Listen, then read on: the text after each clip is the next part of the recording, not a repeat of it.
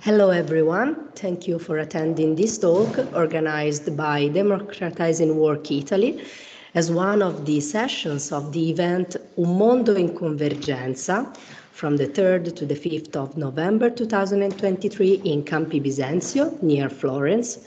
We decided to contribute to this 3-day meeting discussing the links between the main pillars of the Democratized Work Manifesto and the JKN struggle. JKN has become the epitome of the urgency of a paradigm shift in the organization of the economy in order to pursue social justice and a truly just transition. In this talk, we will discuss in detail the political and technical sense of the conversion plan towards the productive reactivation of the Florentine company, highlighting the role of public institutions and the specificity of the JKN worker strategy in re-signifying workers' control and social mobilization.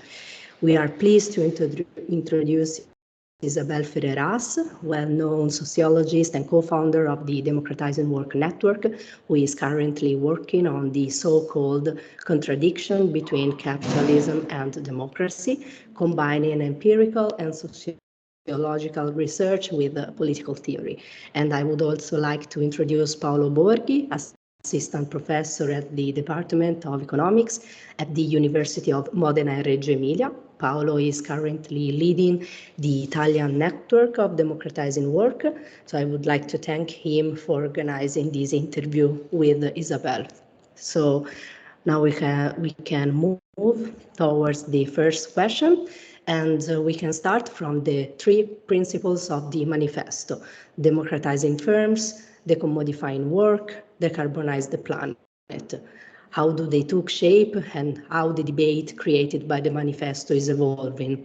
La prima domanda che rivolgiamo a Isabelle parte dai 3 principi cardine del manifesto del lavoro, quindi democratizzare il lavoro nelle imprese, demercificare il lavoro, decarbonizzare il pianeta.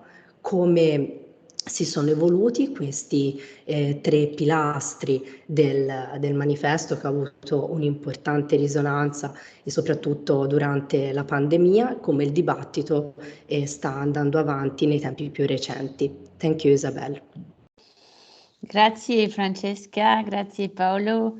I'm very pleased to be with you, and I'm very pleased to participate in these 3 days of debate because we really feel at the Democratizing Work core that what you're doing with these struggle around JKN and these 3 days in particular are very important to advance the principles that indeed during the pandemic we try to highlight to help societies understand that if we really want to value workers, if we really want to express our recognition as societies, well, it's very clear we should treat workers very differently.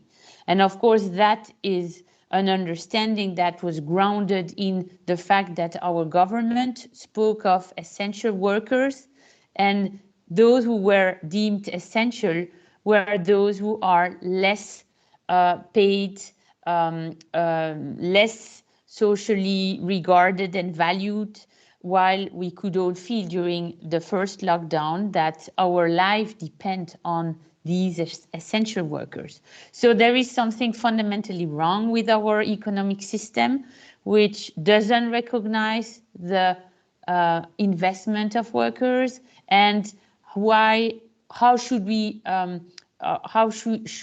deal with this? And what we said as basically what became a huge collective of researchers across the globe. We have 6,000 scholars who signed this manifesto from the 5 continents across more than 750 university higher education institutions. What we say is that if we really want to recognize the value of workers, we should consider and put in practice three principles. First, we should decommodify labor. This is grounded in the motto of the International Labour Organization. Actually, labor is not a commodity, but unfortunately, it is not put in practice or not enough, and workers in many parts of the globe and in many circumstances are actually treated as commodities exchanged on a labor market. This is wrong. And so this is why we think we should consider proposals as a job guarantee, guaranteeing a job, the right to a decent work, unionized and decently paid is actually a fundamental right. We should decommodify labor, but we should also treat workers as citizens. When they have a job, we should actually not consider that they do not enjoy the status of an equal citizens. This is the dignity we owe to each other, is to recognize each other as equal in dignity and rights, as it's put in the first article of the Universal Declaration of Human Rights. And this means to democratize the power structure that is the firm, which is a political entity in which those who inject capital are the despot of the day. And thirdly, if we truly want to value workers, to recognize them, we have to also value their future. And for that, we have to bring our economic system within the 9 planetary boundaries and stop overshooting, which is what we are currently doing, bringing our planet to a state of potential collapse. And it's not in the future, it's today. And so for that, if we want to decarbonize the planet, we need to decarbonize work, and to achieve that, actually democratizing work, democratizing the firm, and decommodifying labor are the 2 key principles to a non-extractive economy. Thank you, Isabelle. So starting from the 3 main principles of Democratizing Work Manifesto, I would like to try to connect theory and praxis. And so my provocative question is, are there global solutions to tackle global capitalism? And more concretely, how do you imagine the evolution of different forms of resistance around the globe? How do you imagine the relation between global and local, and the coalition strategies between the global north and the global south? Vorrei provare a partire dai 3 principi del manifesto Democratizing Work per provare a unire la teoria alla prassi, e chiedo a Isabelle in modo un po' provocativo, ma per sviluppare il dibattito, se ci sono soluzioni globali al capitalismo globale, e in particolare vorrei chiederle come si immagina l'evoluzione di forme differenti di resistenza intorno al globo, in tutto il globo, e quali relazioni ci siano fra la dimensione locale e globale, e soprattutto come si immagina le strategie di coalizione fra quello che viene definito Global North e quello che viene definito Global South. Thank you for this question. Of course, I could provide a 2-hour response, and this is not what you want. So I guess I want to say 2 things. First, I certainly don't think there is a global solution, because precisely one of the problems of the past is that with globalization, we have tried, and the West has tried, to impose so-called solutions on the South in particular, but itself and its own workers. And this is clearly not consistent with a vision of recognizing each other as equal in dignity and rights. And so in that sense, the decolonizing principle is actually embedded in the democratizing work manifesto. It's been said by many of us, in particular Adele Blackett, Flavia Maximo, of our core group of scholars, that decolonizing work is actually crucial to the vision of the three principles that we want to push forward. And that is really grounded in this understanding that every worker, wherever he or she stands, should be considered as an equal in dignity and rights. And so that's the driving utopia, I guess, of the Democratizing Work Manifesto, is that it's a fundamentally internationalist vision, that all workers should get the same rights and should have the same ability to wait on the decisions of the present day in the firm or in the workplace, and of the future. So I'll stop here, but let that, I guess, as a sort of as a consequence in terms of the solidarity that should come from the realization that this is the starting point of the whole thinking about economic institutions, economic relationships around the globe. It should be grounded in that recognition. Thank you. Thank you, Isabelle, for introducing one important issue, which is solutions, alternatives, and in our debate in democratizing work, we usually explore opportunities, risks, and potential of alternative forms of organizing work, such as workers, conversion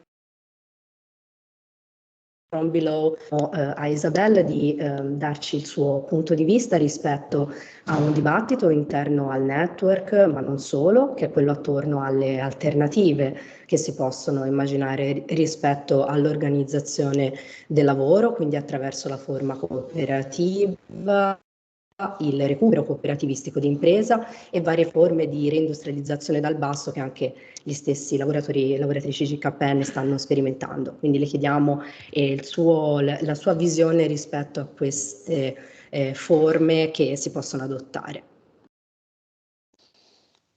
Thank you for this question. I guess I would like to emphasize the importance of JKN, the workers' collective, in this debate, because it's exactly from the example that the group of workers set that we can find hope, that indeed to fight for another way to organize the economy, another way to organize the firm is possible. It's not a matter of intellectual debate, even though intellectuals, I guess, are somewhat important. Otherwise, of course, I would not spend time doing that. I strongly believe it can help make a difference. But who is really making the difference is those who manage to underground change the dynamics of the social relationships and build an alternative economic model. So I guess that's also the importance for us as researchers to research these examples, learn from them, and highlight, value them, so that we can really fight against this neoliberal thinking, which is that there is no alternative, supposedly. Of course, there is an alternative. There are many alternatives, and this is what we want to support, I think, as democratic societies, and this is what we need to research and highlight as researchers. Thank you, Isabelle. And so, in strictly connection with your answer, I would like to ask a question about what we can call socially embedded public factory. That is exactly what GKM workers are prefiguring in a new relationship between workplace, community, and the environment, based on the principle of renewing the productive and reproductive sphere. And I would like to understand, what do you think about the connection of this important attempt and the imperative of democratizing industrial relations? In other words, what is teaching this attempt to the structure of the industrial relation system? And quello che volevo chiedere a Isabella adesso, in connessione con quanto ha appena detto, è cosa ne pensa di quello che potremmo chiamare una impresa pubblica, in qualche modo un'impresa incastonata e legata al contesto pubblico e sociale, e ciò che sta cercando di fare GKN, immaginandosi una nuova relazione fra il posto di lavoro, la comunità e l'ambiente. E con l'idea di ripensare, riimmaginare sia la sfera produttiva che quella riproduttiva. E vorrei chiedere a Isabelle cosa ne pensa di quanto questo tentativo possa ispirare una idea diversa di relazioni industriali, o in generale quanto può essere innovativa come idea per ripensare al sistema delle relazioni industriali. Thank you for this question. It's really a profound question, and there are many aspects to it. I guess I'm going to focus on two dimensions. The first one is that I think the JKN struggle is really prefigurative of the need and the possibility to re-embed the economy into the social fabric, and as such to stop treating firms as private entities, which is the dream that the neoliberal agenda has, the vision that it has for the firm, a vision of the firm which has nothing to do with a vision of the public good. And here, the struggle of the JKN workers is really an example that they care for their work to serve the public, to be embedded in the regional economy, in the national economy, in which they are helping to accelerate the ecological transition. So it's really about a vision of what does the economy serve as a purpose. And in that sense, it is a fundamental reshaping of the economy and its place into the democratic project. A second point I would like to highlight is the critical role that unions have to play in this. They are the father of French sociology of work, Friedman, used to say that unions are the agents, the actors of the solidarity inter-firm. That is, they are the ones who are really able to build this fabric of solidarity across firms. And in that sense, so the trans-firm solidarity. And in that sense, indeed, we have to support, I guess, unions in the need to renew industrial relations so that they can really become more active in reshaping that fabric of solidarity across firms. That requires a certain amount of leadership, a certain amount of, I would say, belief in the possibility to change the business as usual. And I am very sort of encouraged by seeing union leaders like the JKNA leaders who are really embodying this leadership role that we really need for the union movement to really be transformative of the whole democratic society.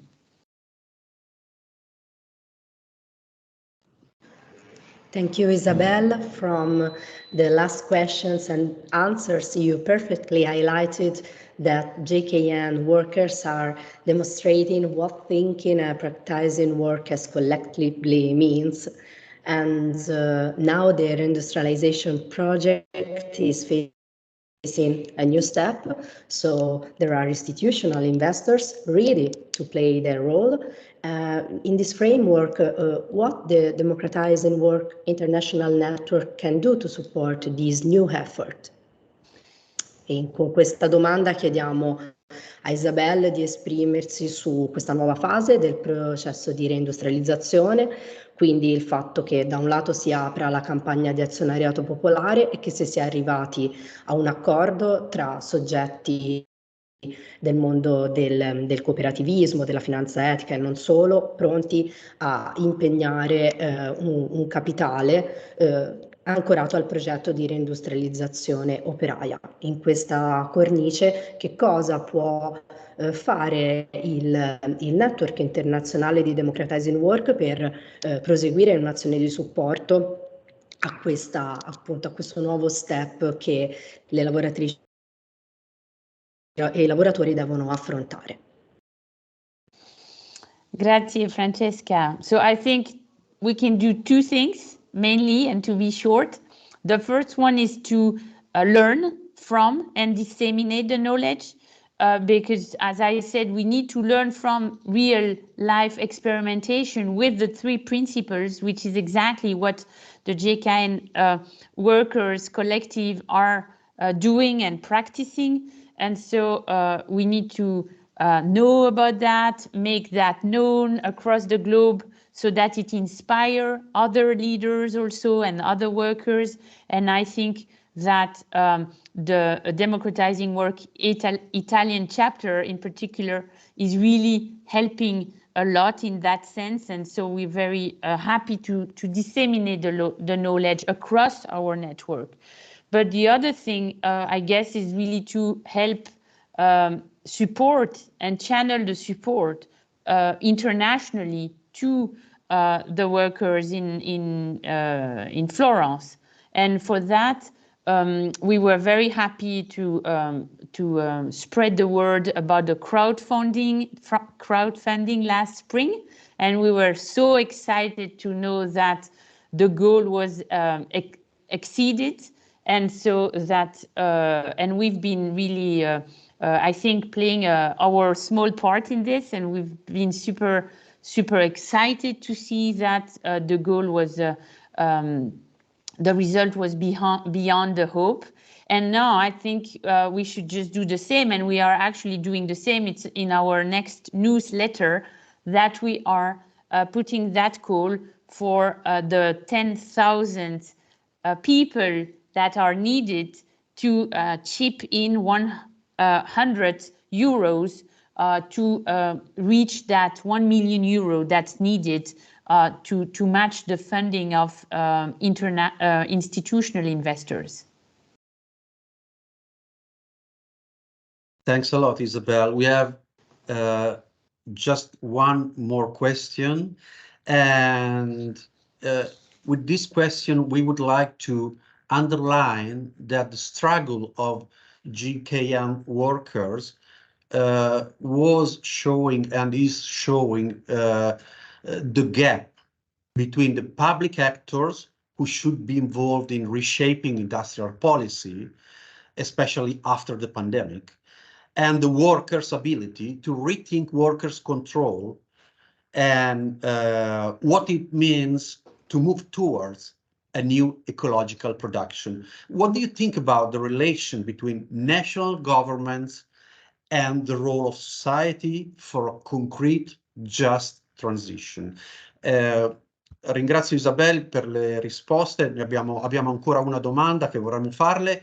Quello che vorremmo dire è che in un certo modo la lotta dei lavoratori di GKN sta mostrando il divario fra degli attori pubblici che dovrebbero essere coinvolti e dovrebbero contribuire a ridare forma alle politiche industriali e soprattutto dopo la pandemia, e invece l'abilità, il sapere collettivo dei lavoratori che prendono il controllo della loro vita e della produzione e decidono di muoversi verso una transizione ecologica e una produzione che guardi in faccia la transizione ecologica. E volevo chiedere a Isabelle che cosa pensa della relazione fra i governi nazionali e il ruolo della società in un processo di transizione giusta. Well, thank you for this last question. Of course, this is critical. The role of the state is critical. And it is these days easy, I would say, and a bit normal to be discouraged when we see the spectacle of politics and we see the rise of extreme rights, populist leaders. This is extremely worrying, and it's of course a reason why we should care about politics.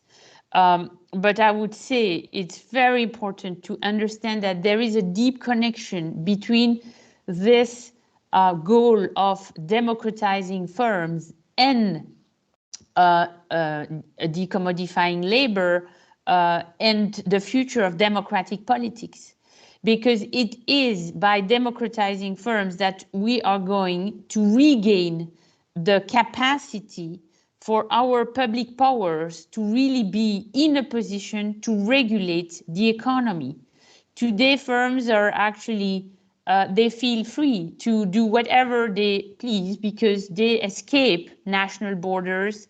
They don't feel grounded anymore, and they can actually, as it's been the situation in at JKN, they feel like if they want to shut down a plant and let the workers wait or dismiss them, they feel that they can do so. And so these are really behavior that speaks for the inability of our public powers to really set the context right for a democratic and sustainable economy.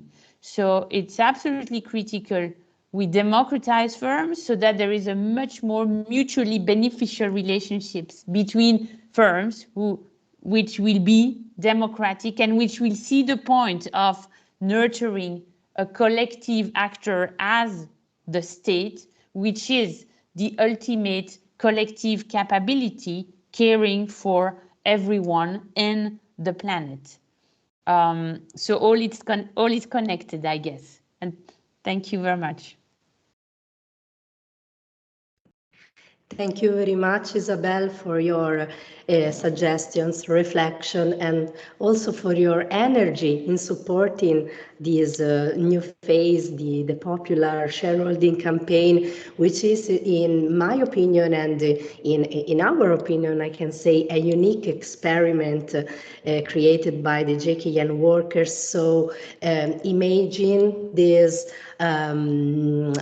broader vision, this big picture from Campi Bisenzio's citizenship up to the international climate and social movements, so passing through energy communities, recovered enterprises. It would be great to be able to sit at the same assembly talking about how to manage this socially embedded factory from this innovative ecological perspectives. So thank you so much to share with us your reflections and opening another path of our discussion.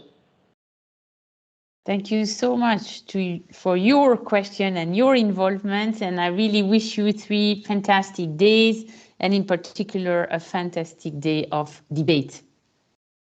Thank you very much.